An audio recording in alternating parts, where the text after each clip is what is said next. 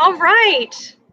Hello out there. I am Sherry, and we are coming at you live from Odyssey Pets in Dallas, Texas. We do grooming, boarding, daycare, and aquarium service. And this month at Odyssey Pets is Freeze-Dried Frenzy Month. And I wanted to highlight why freeze-dried is awesome. And I have Jason with Stella and Chewys here to give us some background on Stella and Chewys and help us understand a little bit more about freeze-dried.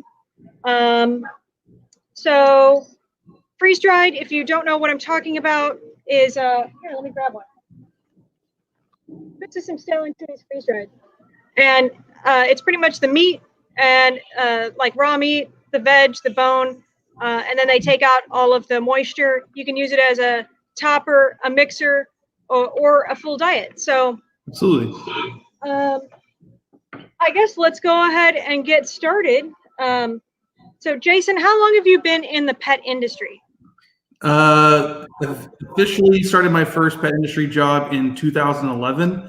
That was as a warehouse employee for a store in Austin. So I was around a lot of the brands, but was slowly learning about them. Been off and on since about 2011. Worked as a manager for a store in Austin for a couple of years. And then now coming back with Stella and Chewy's. Been here almost 6 months. I think it'll be 6 months next week. So new to the brand. All right. But you're so knowledgeable about it already. That's why I invited you to come talk about it. And you're really good at explaining things to people. So, so Stella and Chewy's, from what I understand, they were one of the first to bring freeze-dried to the forefront of the market and really popularize it. And they've exploded since they came on the scene. What's a little background on Stella and Chewys and what makes them different than some of the other brands? Yeah, absolutely. So yeah, we were one of the first. I don't think we were the first to, I don't think we created freeze-dried dog food by any means, but certainly we're one of the first brands to bring it on a more national level.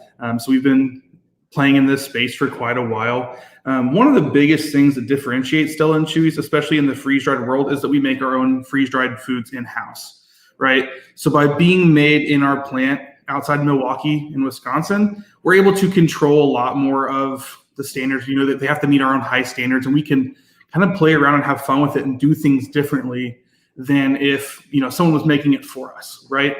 We're able to tinker with it and make treats and, make the meal mixers beyond just having our normal patties like the ones you showed a second ago, right? We're able to kind of tinker with it and play with it more and bring more products to the market. Definitely. How do you guys source everything? Yeah. Do you take that into consideration? Of course, yeah. So I'm going to kind of glance on notes here because that's a little bit more of a particular answer. So we do sourcing is super, super important to us. And that's also a benefit of making our own food is we can have very specific relationships with our wholesale partners or our supply partners. So our red meat, which is going to be like our beef, our lamb, our venison, that's all going to come from North America, Australia, and New Zealand. Australia and New Zealand primarily is that venison and things like that. And those are all going to be grass-fed, which is pretty cool. And when I say these things like grass-fed and cage-free, it's not just something that they're telling us. We require them to give us, what are we calling it? A letter of guarantee, basically, right? When they provide us with beef, we have a letter of guarantee saying this is definitely all USDA grade. This is definitely all certified, grass-fed. So, do you know if you guys are having any issues getting the New Zealand stuff with the import problems right now? I haven't heard anything yet, so I can't speak on that at this point. Just a thought, because I think some other companies are having issues getting lamb. Yeah. But yeah, and we've got an aquarium department. We can't get any saltwater fish right now because they come from the opposite side of the world. So right. Yeah, I know that's something that's happened in the past, right? And kind of our stance on that is we don't want to bring anything that's less than the quality standards that we hold ourselves to. So we would rather just not produce something than have it come at a below standard, right? Sure. Get it from somewhere else that doesn't meet our quality. So so the poultry is going to come, the chicken, duck, goose, turkey, all that comes from either North America or Europe. and it's primarily like the duck and things like that are often sourced from Europe. The fish is all North American free caught, wild caught, and then the rabbit is all from Western Europe or North America as well. So none of our meat comes from China. None of our meat, really, most of it comes from the U.S. or from Europe. All right. Are you able to explain a little more in depth how is something freeze dried? Yeah. So I had to look this up because this is something that, a term I've been using for almost 10 years without really knowing what that process meant. So essentially what it does, we form the patties the exact same way we would form our frozen patties, right?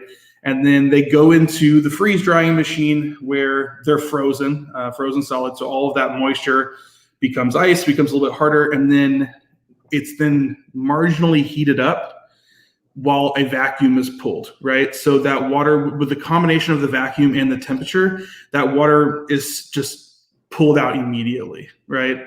Not immediately, but like it doesn't sit there as water. As it melts, it gets sucked up. So that's where you get that very light kind of porous texture to freeze dried. It was the gaps basically where the water was. So an easy way to remember it is freeze drying. It's frozen and then it's essentially just dried and having the moisture sucked out. Right, and that extends the shelf life. Oh yeah. It still keeps a lot of the nutrition. Yeah, it's pretty cool stuff. So again, like I said at the beginning, you can crumble it. A lot of people use it as a topper. They crumble it on top of their food as an enticer or just to add nutrition. You could feed it as a full diet, but I would rehydrate it. You could also use them as treats. Absolutely. Yeah. Y'all have something called like meal mixers, and it's like little tiny pieces of freeze dried. Oh, look at you! Yeah. Nice. And then so it's like ready to go, just a little freeze dried piece of meat as a treat. It's healthy. You get a bunch in there. So to kind of dive in on that, if I may, Sherry. So basically what would happen there is we noticed that a lot of people were buying the patties and then crumbling them up to mix with kibble, right? And so I said, well, we can make this easier on you guys, no sweat. So we made them into the meal mixers, and they mix very well with kibble as they're designed.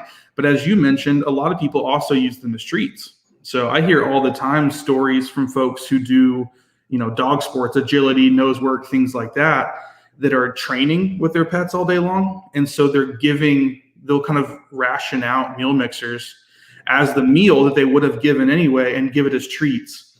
So it's a, highly palatable treat that dogs like, but they're also not getting anything extra in there, right? They're not getting unnecessary calories or maybe ingredients that you don't want their full diet to be based on. They're getting really only what they need, only the good stuff, as we say. Nice. Love it. Did you have anything you wanted to add about Stella and Chewys and the whole freeze-dried thing? Sure. So one thing I wanted to kind of pinpoint on here is a lot of people, when they think of freeze-dried, they kind of lump freeze-dried and dehydrated foods together. And dehydrated foods are great. I don't have anything negative to say about dehydrated foods. I do believe that freeze-dried food is kind of a step above that. And the biggest factor being that heat, right? Dehydration involves a lot more heat to draw the water out.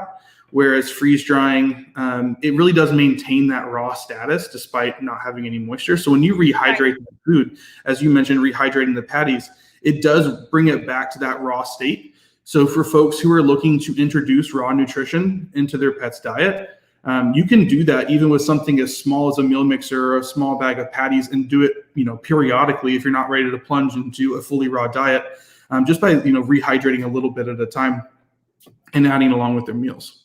And yeah, I want to touch on the whole heat applied to food thing.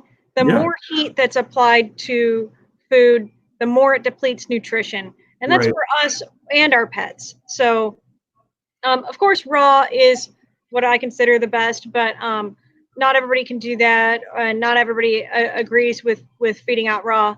But freeze-dried is the next best thing, you guys. And it's very versatile. You can use it for like several different things, like what we were talking about. I do want to say, I know there's not that many of you watching, but if anybody does have questions, you can drop it in the comments and we'll try to go over that. I want to say I'm wearing my Let's Get Wild, my wild weenies. shirt. These are their wild weenies, which these are freeze dried too, right? They are, yeah. Okay. They have several different flavors of these. And right now, because we're doing our freeze dried frenzy month, these are treat of the month, and they are $1 off this month. And then all of our other Stella and Chewy diets have dollars off as well. So if y'all are local to Odyssey Pets, come on down and take advantage of that. We are open, but you can do curbside or delivery as well. Looks like we do have a couple questions. Let's see. Oh, well, Jessica says, I don't have any questions, but just wanted to say hey and let you know people are watching, enjoying the info. So, hey, Jessica, thank you. Kemma asks, will a raw diet help with his dog's skin? He has a pit bull. And yes, Stella and Chewys does make a frozen raw diet too, as well as the freeze dried. But yeah, I'll let Jason answer that one. Yeah, so here's one of those things that a variety of issues can be expressed through skin irritation. So there's a variety of things that could be at the root of that. I do think it would help. It would certainly be a good place to start. Going to an all freeze dried or an all frozen raw diet would probably be the best avenue to try, but it's also probably the most extreme. What I would recommend is possibly working with some of the like our salmon and cod meal mixers, or our surf and turf freeze dried patties, or we even have we have a frozen one as well. So that's a good way to kind of add in some of the fish oil, which will help with the skin, kind of reduce the irritation, add those fatty acids that are good for the skin. At the same time, it's going to reduce any kind of whatever that irritating agent is, if it's coming from the food, right? It could be coming from a number of things. But if it is coming from the food, by only having the essential things in the diet, by doing a raw diet, it could reduce whatever that irritation is. Yeah, I was going to say, feeding a freeze-dried or a raw diet to a large dog can get pricey. So I do recommend to people sometimes that want to get some of it in their diet. You could do 1 meal raw, 1 meal kibble. Any amount of fresh foods that you can add to their diet is going to be beneficial. It's going to help their immune system. It's going to help their skin and coat. So, yeah, I would definitely give it a try, even if it's just a little bit here and there to start off with. Absolutely. Yeah. And this isn't a kibble conversation, but our kibble is coated in freeze-dried raw as well. So if that's something you're looking at trying out, you could talk to Sherry about that as well. Yeah, Stella and Chewys has it all now. They've got wet food. They've got the kibble, which is baked, not extruded. So I think it's our only baked food that we carry, which means it's just been heated at a lower temperature, which again helps keep some of that nutrition in there. And then they got the freeze dried and the frozen. So Stella's got it all. Anybody else have any questions? Just drop it in the comments. Do you have anything else you wanted to touch on, Jason? I had a few other kind of unorthodox uses for freeze dried. Okay. That people like. So I mentioned how, starting with the patties, we then went to the meal mixers just to make things a little bit more convenient. So I've started to hear some feedback from other folks too, saying, when I do the meal mixers, my dog will pick out the meal mixers first, right? They'll eat the meal mixers first, and then maybe if they're hungry enough, they'll come back for the kibble. And so for a long time, what we were recommending was, okay, we'll take it, smash it up into a powder, put it on their food, it'll coat the kibble, and then they won't be able to pick around it. The kibble's going to be coated in that freeze-dried raw, which is essentially what we did with our kibble. And that's a whole nother story to tell about. But you can do the same thing with whether it's meal mixers, whether it's with the patties, grind that down into a powder, toss it onto the food, and you're good to go. Now we do have our Marie's Magical Dust, which is essentially just that.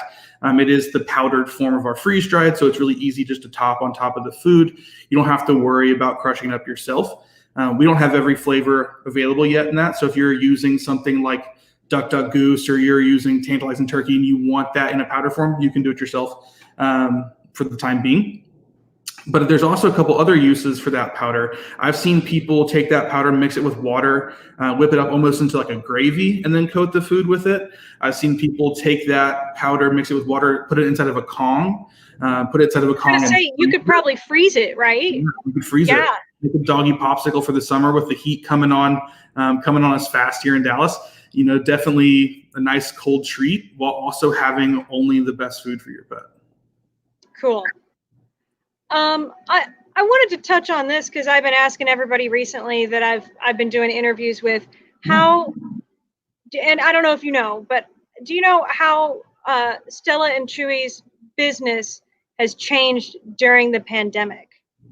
Yeah, it's certainly been hearing, for us, it's been very different, right? As the sales team, even me personally, I am now working from home as opposed to working, getting to see all my retailers, hear those customer stories, spend time in the stores. That's very different, but we've adapted well. And, we get to work with you guys through things like this and phone calls and emails. And it's not the same, but it is good. As far as at like a manufacturing and operations level, we have made some changes to our plant as far as like how they operate, is not coming as close a contact with each other, working in varied shifts so that there's not too many people in one part of the plant at a time. A lot of the office staff that doesn't need to be in the office has been working from home as well. Really, it's only been those essential workers for the manufacturing part of the business. On a large scale, we got ahead of it for the most part, made some good changes early on and have able to continue, with production more or less as normal. So we haven't had any radical changes. Luckily, we haven't had too big of issues, at least to my knowledge. I don't represent this side of the business by any means, but, with getting what we need in order to produce. So it has been different, but But no shortages coming anytime soon. Not to my knowledge, no. Good. Somebody actually asked me today if I should be worried about the meat shortages affecting the pet industry, but I haven't heard anything of that sort. So it's certainly possible, but especially with someone I don't really know, but with brands like us who are using a lot of the same meat sourcing as human grade production. There's risk, but I don't think we're at any point. My guess is, most Americans don't eat duck, and they don't eat certain proteins. So I don't think we're going to have a shortage there. I do have a question from Jessica. Okay. If I'm mixing freeze-dried and kibble in a single meal, topping the kibble with the freeze-dried, is there a recommended proportion? Like, do I need to try to do half and half calorie-wise, or is it fine to do like 1 or 2 patties? So total calories are going to be the thing you're the most interested in, right? Which it's a little bit harder math to do. I don't think we have a recommended, but as long as you're hitting the same calories of what your dog's health goal is, if whether it's weight loss, weight gain, or maintenance, as long as the calories are staying the same, you can do whatever ratio you're comfortable with, right? We always say as much raw as you can incorporate into the diet, that's great. Whether it's one piece of freeze-dried or it's all freeze-dried, whatever you can incorporate you're comfortable with, as long as that, the calories. But what we're saying is if you do more freeze-dried, cut back on some of that kibble, because if you pile on a ton of freeze-dried to the same amount of kibble that you're feeding, then they'll probably gain some weight. Absolutely. But yeah, you could do as much freeze-dried as you wanted. Again, the freeze-dried food has more nutrition in it than a kibble because it's just not as processed. So it's going to have more of like the vitamins, minerals, essential fatty acids, things like that. Yeah. So yeah, you can do any proportion you want, just as long as it's like you said, the same calorie intake. Just don't want to add on the pounds, Cool. Well, did you have anything else, Jason? Well, I've got 2 other things on here that are on my list as far as like what makes us different. I'll kind of abbreviate them, but basically one thing that makes personally, having worked in the pet world, I love the idea of raw in general, right? We're a competitive business. We want to grow. At the same time, we support the other raw companies as well, right? It's still striving for the common good of the animals. That's what we're all about. But there are some differences in the different raw companies. And so, there are other brands that do things different ways. Just to kind of give you an idea of what we do, our objective is essentially the prey-based diet. So we're going to have as much meat in there as we possibly can, meat, bone, organ, animal fat, things like that. And then we use supplements, right?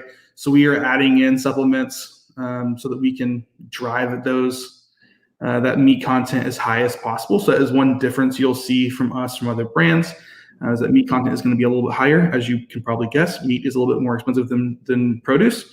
So it does affect some things. And then, yeah, and those kind of combine together actually with those last 2 points, because the last 2 points were, high meat content. So a lot of our foods are 95% meat. You can always see that on our packaging. It'll tell you what percentage of our product is meat, bone, and organ. And so, and as I kind of alluded to, in order to reach that number, we have to add in those vitamins. Yeah, 97. Look at that. 97 on the wild weenies. Yeah, those are cool. The wild weenies are cool because, at least to my understanding, the only thing in there that is not animal product is the casing that those little sausages are in, which I noticed, there's only like 3 ingredients. Yeah. So it's pretty cool. Yeah, sodium alginate is what we case those with, which is basically a seaweed. Oh, well, that's healthy. Yeah, That's yeah. good. Yeah, it's like kelp. Yeah. All right. Nice. Yeah. I saw Denise is watching. Hey, Denise, if you're still watching, what's up? Hi, Denise. Well, cool. If nobody else has any questions and you've covered all your points, then I think if anybody has any more questions or wants to learn more about Stella and Chewys, how can they find out more information? Definitely check out the website. Our website has a lot of information on there. We like to get pretty nerdy on the details of our products. So you can get a lot of information from our website. And then there is also some customer support on there too. If you have questions, there's a message box you can enter and it will take you to our customer support line. They can help you out as well. And then lean on your neighborhood pet stores. Lean on Odyssey, lean on Sherry and her staff. They're going to be able to answer a lot of things for you. And if they don't know, they'll call me. And if I don't know, I'll go to the top and we'll get an answer for you. Definitely. We can always find the answer. And if anybody wants to contact Odyssey Pets, you can call us. We are open 7:30 a.m. to 7 p.m. now and 12 to 6 on Sunday. Our email is info@odysseypets.com. You can also message me through the Facebook page or on our webpage. There is a button you can press on the webpage, and that goes directly to me as well. So a lot of ways to get in touch with us. So let me reiterate, if anybody wasn't watching them in the beginning, I am doing freeze-dried frenzy month at Odyssey Pets. So a lot of my freeze-drieds are on sale, including Stella and Chewys. There's dollars off. There's good deals to be had. So if you haven't tried freeze-dried, now's the time. Come on in, check it out, So yeah, I really want to thank Jason with Stella and Chewys for joining me on this. Absolutely. And we'll be doing a couple more Facebook Lives throughout the month about freeze-dried with a couple other manufacturers. So that should be fun. Y'all look out for that. But thank y'all for watching, and please stay safe out there. And I hope you guys have a good rest of the day. Thank you so much, Jason. Thank you.